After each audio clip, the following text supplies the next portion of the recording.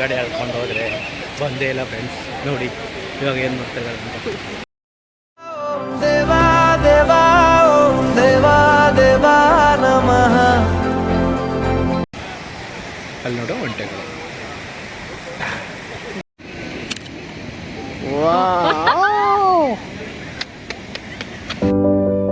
Hi everyone, welcome to our channel. ಇದೇನಪ್ಪ ಈ ಸರಿ ವಾಯ್ಸ್ ಓವರ್ ಕೊಡ್ತಾ ಇದ್ದೀನಿ ಅನ್ಕೋತಾ ಇದ್ದೀರಾ? ಹೌದು, ಚಾನಲ್ ಸ್ಟಾರ್ಟ್ ಆದಾಗಿಂದ ಕ್ಯಾಶುವಲ್ ವಿಡಿಯೋಸ್ ಆ್ಯಂಡ್ ರೆಕಾರ್ಡಿಂಗ್ಸ್ ಮಾಡ್ತಿದ್ವಿ. But for the first time voice over ಕೊಟ್ಟು ಏನಾದರೂ ಒಂಥರ ಹೊಸ ಪ್ರಯತ್ನ ಮಾಡೋಣ ಅಂದ್ಕೊಂಡಿದ್ದೀವಿ. ಇದಕ್ಕೆ ನಿಮ್ಮ ಸಪೋರ್ಟ್ ಖಂಡಿತವಾಗ್ಲೂ ಇರಬೇಕು. ಬನ್ನಿ, ಇವತ್ತಿನ ವಿಡಿಯೋ ಏನಂತ ಅಂದರೆ, ನಾವು ಹೋಗಿದ್ದು ಮುರುಡೇಶ್ವರ ಎಕ್ಸ್ಪ್ರೆಸ್ ಮೆಜೆಸ್ಟಿಕ್ಕಿಂದ. ಟ್ರೈನ್ ಜರ್ನಿನೇ ಯಾಕಪ್ಪ ಅಂದರೆ, ನನಗೆ ಮಾಮಂಗೆ. ಮಾಮ ಅಂದರೆ ಯಾರು ಅಂತೀರಾ? ಅವ್ರು ನನ್ನ ಹಸ್ಬೆಂಡ್. ಅವ್ರನ್ನ ನನ್ನ ಮಾಮ ಅಂತಲೇ ಕರೆಯೋದು. ಸೊ ಬೇಸಿಕಲಿ ನಮ್ಮಿಬ್ಬರಿಗೂ ಟ್ರೈನ್ ಜರ್ನಿ ಅಂದರೆ ತುಂಬಾ ಇಷ್ಟ. ಅದಕ್ಕಾಗಿ ನಾವು ಟ್ರೈನ್ನ ಚೂಸ್ ಮಾಡಿದ್ವಿ. ನೈಟ್ ಎಲ್ಲ ಜರ್ನಿ ಮಾಡಿ ಮಾರ್ನಿಂಗ್ ಎದ್ದು ಮತ್ತೆ ಮಲಗ್ತಿದ್ದೀನಲ್ಲ ಅಂತ ನೋಡ್ತಿದ್ದೀರಾ? ಅದು ಹಾಗೆ. ಮಾಮ ಪಕ್ಕದಲ್ಲಿದ್ದಾಗ ನನಗೆ ಅವ್ರ ಕಾಲ್ ಮೇಲೆ ಮಲ್ಗೋದು ಅಂದರೆ ತುಂಬಾ ಇಷ್ಟ. ಈ ಬ್ಯುಸಿ ಸ್ಕೆಡ್ಯೂಲಲ್ಲಿ ಒಬ್ರಿಗೊಬ್ರು ಟೈಮ್ ಸ್ಪೆಂಡ್ ಮಾಡೋದು ಅಂದರೆ ತುಂಬಾ ಕಷ್ಟ. ಅದಕ್ಕೆ ಈ ಥರ ಅಪಾರ್ಚುನಿಟಿ ಸಿಕ್ಕಾಗ ಬಿಡ್ತೀನಾ? ಹಾಗೆ ನಮ್ಮಿಬ್ಬರ ಸವಿ ನೆನಪುಗಳನ್ನ ಮೆಲ್ಕ್ ಹಾಕ್ತಾ ಜರ್ನಿನ ಕಂಟಿನ್ಯೂ ಮಾಡಿದ್ವಿ. ನೋಡೋ ಅಷ್ಟ್ರಲ್ಲಿ ನಮ್ಮ ಹೊಟ್ಟೆನ ತಂಪು ಮಾಡಿಕೊಂಡು ನೋಡೋಷ್ಟ್ರಲ್ಲಿ ಬಂದಿದ್ದೆ ಮ್ಯಾಂಗ್ಳೂರ್ ಜಂಕ್ಷನ್. ನೋಡಿ ತುಂಬ ಖುಷಿ ಆಯಿತು. ಒಂದು ಕಡೆ ಆ ಖುಷಿ ಆದರೆ ಒಂದು ಕಡೆ ಈ ಕಂದಮ್ಮನ ಖುಷಿ ನೋಡೋಕ್ಕೆ ಇನ್ನು ತುಂಬ ಸಂತೋಷ ಆಗ್ತಾ ಇತ್ತು. ನಮ್ಮಿಬ್ಬರ ಈ ತರಲೆ ತುಂಟಾಟಗಳೆಲ್ಲ ಮುಗಿಯೋಷ್ಟರೊಳಗೆ ನಾವು ರೀಚ್ ಆಗಿದ್ದೆ ನಮ್ಮ ಡೆಸ್ಟಿನೇಷನ್ ಮುರುಡೇಶ್ವರ. ಮುರುಡೇಶ್ವರಕ್ಕೆ ಬಂದಮೇಲೆ ಏನೋ ಒಂಥರ ಖುಷಿ. ಅಬ್ಬಾ, ಕೊನೆಗೂ ನಾವು ಅಂದ್ಕೊಂಡಿದ್ದು ಸಾಧಿಸ್ಬಿಟ್ವಿ ಅಂತ.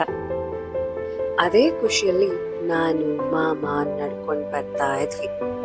ಎಲ್ಲಿ ಹೋಗ್ಬೇಕು, ಏನ್ ಮಾಡ್ಬೇಕು ಅಂತೆಲ್ಲ ಪ್ಲಾನ್ ಮಾಡ್ತಾ ಇರ್ಬೇಕಾದ್ರೆ ಆ ಖುಷಿ ಮಧ್ಯದಲ್ಲಿ ನಮಗೊಂದು ಎಕ್ಸ್ಪೀರಿಯನ್ಸ್ ಆಗಿದ್ದು ಏನು ಅಂತ ಅಂದ್ರೆ ಈ ಶೆಕೆ.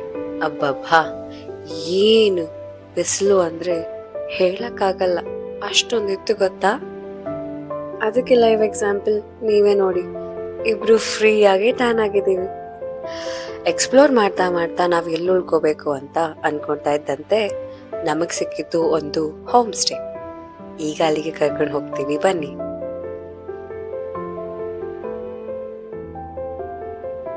ಇಲ್ಲಿನ ಅದ್ಭುತ ಏನ್ ಗೊತ್ತಾ? ನಾವು ಉಳ್ಕೊಂಡಿರೋ ಜಾಗಕ್ಕೆ ಬೀಚ್ ಪಕ್ಕದಲ್ಲೇ ಇತ್ತು. ಆ ವ್ಯೂ ಅಂತೂ ಸೂಪರ್, ಹೇಳಕ್ಕಾಗಲ್ಲ, ಅಷ್ಟು ಚೆನ್ನಾಗಿತ್ತು ಗೊತ್ತಾ? ಪರಿಚಯ ಮಾಡಿಕೊಡುವ ಸಮಯ ಬಂತು, ಬನ್ನಿ. ಅಲ್ಲಿ ಹೋಗ್ತಿದ್ದಂತಾನೆ ನಮಗ್ ಕಂಡಿತ್ತು ಆ ಹಂಚಿನ ಮನೆ, ಅಲ್ಲಿದ್ದ ಪುಟ್ಟ ಬಾವಿ, ಈ ಮನೆಗಳು. ಅಬ್ಬಬ್ಬ, ನೋಡಕ್ಕೆ ಎರಡು ಕಣ್ಗಳು ಸಾಕಾಗ್ತಿರ್ಲಿಲ್ಲ. ಯಾಕೆ ಗೊತ್ತಾ? ನಾವು ಸಿಟಿಯಲ್ಲಿ ಇದ್ದು ಈ ತರ ಜಾಗಗಳಿಗೆ ಹೋದಾಗ ಅಲ್ಲಿ ಸಿಗೋ ಆನಂದನೇ ಬೇರೆ. ಒಳಗಡೆ ಹೋಗ್ತಿದ್ದಂತೆ ನಿಮ್ಗೊಂದು ಪುಟ್ಟ ಹಾಲ್ ಸಿಗುತ್ತೆ, ಅದ್ರೊಳಗಡೆ ರೂಮ್. ನಾವು ಹುಡುಕ್ತಿದ್ದು ತುಂಬಾ ಲಕ್ಸುರಿ ಏನಲ್ಲ, ಈ ತರ ಒಂದು ಒಳ್ಳೆ ವ್ಯೂ ಇರೋ ಬೀಚ್, ಹಾಗೆ ನಮಗೆ ನೆಮ್ಮದಿ ಸಿಗುವಂತ ಆ ಪುಟ್ಟ ಜಾಗ ಅಷ್ಟೇ. ನೋಡ್ತಿದ್ದೀರಲ್ಲ ನಮ್ ಶಿವಪ್ಪನ. ಶಿವಪ್ಪ ಕಾಯೋ ತಂದೆ, ಈ ಮೂರು ಲೋಕನ ಕಾಯೋ ದೇವ ಅಂತ ಹೇಳಿ ಆ ಶಿವಪ್ಪನ ದರ್ಶನಕ್ಕೆ ನಾವು ಮುಂದಾದ್ವಿ. ಇದೇನಿದು ಮತ್ತೆ ಈ ತರ ಹಾಕೊಂಡಿದ್ದಾಳೆ ಅಂತೀರಾ? ಹೇಳದ್ನಲ್ಲ, ಬಿಸಿಲು ಜಾಸ್ತಿ ರೀ ಇಲ್ಲಿ. ಈ ಅದ್ಭುತನ ನೋಡ್ತಾ ನಮ್ಮ ಪ್ರಾರ್ಥನೆಯನ್ನ ಶುರು ಮಾಡಿದ್ವಿ. ಹೌದು, ದೇವಸ್ಥಾನ ಅಂದ್ರೇನೆ ಅದೇನೋ ಮನ್ಸಿಗೆ ಆನಂದ, ಖುಷಿ, ಸಂತೋಷ.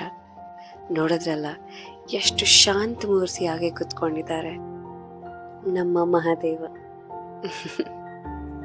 ನಮ್ಮನ್ನೆಲ್ಲ ಮೇಲೆಯಿಂದ ನೋಡೋ ಆ ದೇವರನ್ನ ನಾವ್ಯಾಕೊಂದ್ಸರಿ ಈ ಅವಕಾಶನ ಉಪಯೋಗಿಸ್ಕೋಬಾರ್ದು ಅಂತ ಇದೇ ದೇವಸ್ಥಾನದಲ್ಲಿರೋ 17ನೇ ಫ್ಲೋರ್ಗೆ ಹೋಗೋ ಅವಕಾಶ ಸಿಕ್ತು.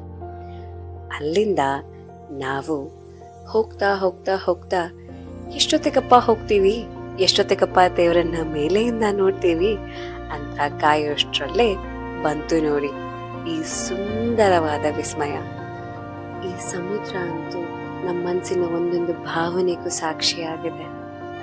ಹಾಗೆ ಅಲೆಗಳು, ಅಲ್ಲಿದ್ದ ಜನ ಎಷ್ಟು ಪುಟ್ಟದಾಗಿ ಕಾಣಿಸ್ತಿದ್ದಾರೆ ಅಲ್ವಾ? ತುಂಬಾ ಖುಷಿ ಆಯ್ತು ಅದನ್ನ ನೋಡಿ. ಹಾಗೆ ನಾವು 17ನೇ ಫ್ಲೋರಲ್ಲಿ ಇದೀವಲ್ಲ, ದೇವ್ರೆ ನೋಡು ನಿನ್ನನ್ನ ನಾವು ಮೇಲಿಂದ ನೋಡ್ತಿದೀವಿ ಅಂತ ಚೇಷ್ಟೆ ಮಾಡಿ ದೇವ್ರನ್ನ ಟೇಕ್ಸದ ಹಾಗೆ ಮಾಡಿದ್ವಿ. ಇದೆಲ್ಲ ಆದ್ಮೇಲೆ ನಮ್ಮ ಯಜಮಾನ್ರು ಸಾಕು ನಡಿ ನಿನ್ನ ಬೀಚಿಗೆ ಕರ್ಕೊಂಡು ಹೋಗ್ತೀನಿ ಅಂತ ಕರ್ಕೊಂಡು ಹೋಗಕ್ಕೆ ಸಿದ್ಧವಾದ್ರು. ನಾನಂತೂ ಬೀಚ್ ಹೋಗಕ್ಕೆ ತುಂಬಾ ಎಕ್ಸೈಟೆಡ್ ಆಗ್ತಿದೆ. ಅದು this is the first time ನಾನು ಮಾಮನ ಜೊತೆ ಬೀಚ್ಗೆ ಹೋಗ್ತಿರೋದು. ನೀವೇ ನೋಡಿ ಎಷ್ಟು ಕುಡಿದಕ್ಕೂ ಬೆಳೆಸ್ತಿದ್ದೀನಿ ಅಂತ. ದೇವರ ಒಂದೊಂದು ಸೃಷ್ಟಿನೂ ಅದ್ಭುತ ರೀ. ಪ್ರಕೃತಿನ ನೋಡಕ್ಕೆ, ಅದ್ರ ಜೊತೆ ಇರಕ್ಕೆ, ನನ್ನ ಮಾಮನ ಜೊತೆ ನೋಡಕ್ಕೆ ಇರಕ್ಕೆ ಎಷ್ಟು ಖುಷಿ ಪಡ್ತೀನೋ ಅಷ್ಟೇ ಖುಷಿ ಆಯ್ತು ಗೊತ್ತಾ. ಈ ನನ್ನ ಖುಷಿನ ಬರೀ ಮಾತಲ್ಲಿ ಹೇಳಿದ್ ಸಾಕು, ನೀವೇ ನೋಡಿ ಅದನ್ನ ನಾವಿಬ್ರು ಎಷ್ಟು ಎಂಜಾಯ್ ಮಾಡಿದ್ವಿ ಅಂತ.